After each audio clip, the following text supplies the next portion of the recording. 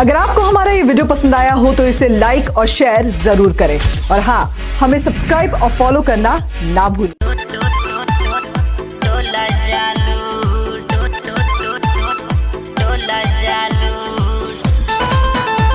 राज धमाका एंटरटेनमेंट।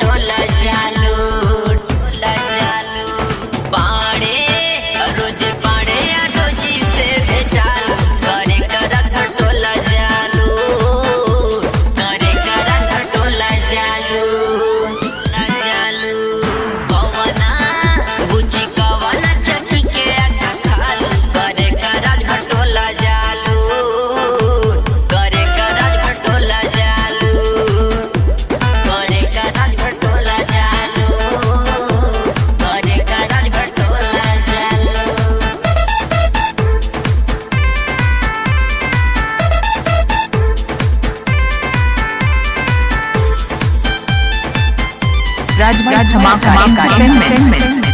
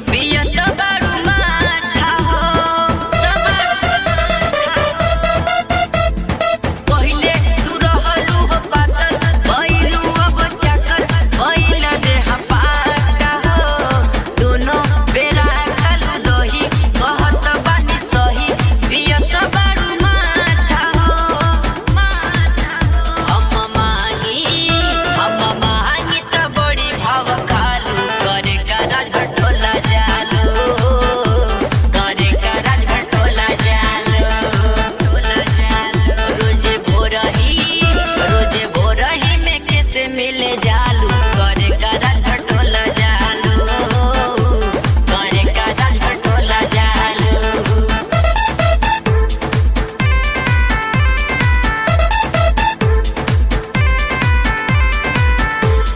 राज धमाका एंटरटेनमेंट।